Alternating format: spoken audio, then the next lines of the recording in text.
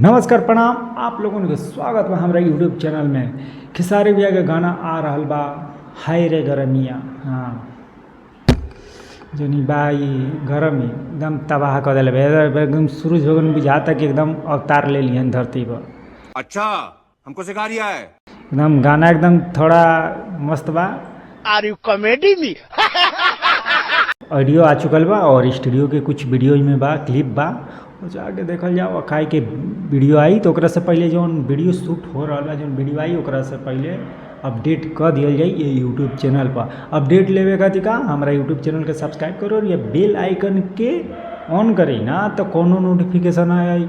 Subscribe कइले कोनो फ़ायदा ना हो, ठीक बा। और वो लोग जाइन लो खेसारी भैया से जितना भी वीडियो रिएक्शन और भोजपुरी से रिएक्शन जितना बा, हिंदी रिएक्शन सब यूट्यूब चैनल पे आई। और रोस्ट वीडियो एकदम धमाकेदार आवत रही यही यूट्यूब चैनल पर। हाँ एक और बात, जौन शॉर्ट वीडियो देखे के बाद यही यूट्यूब चैनल पर शॉर्ट वीडियो भी आवता। सबसे पहले शॉर्ट वीडियो ही ये यूट्यूब पर चैनल पर आवता, ठीक बा। तो ध्यान में रखल जाओ और यूट्यूब के चैनल के सब्सक्राइब कर जाओ, बेल आइकन दबा दिया, ठीक बा। और अगर हमारा वीडियो अच्छा लगा था तो ज़्यादा से ज़्यादा शेयर करी और कमेंट करी, क्या है और भी वीडियो ले दी कामना पर चाहिए बताइए लोग। टॉपिक बताइए कामना टॉपिक पे वीडियो नहीं और टॉपिक पर फट से मार दिए खटाखट, ठीक बा। चल दनी प्रणाम।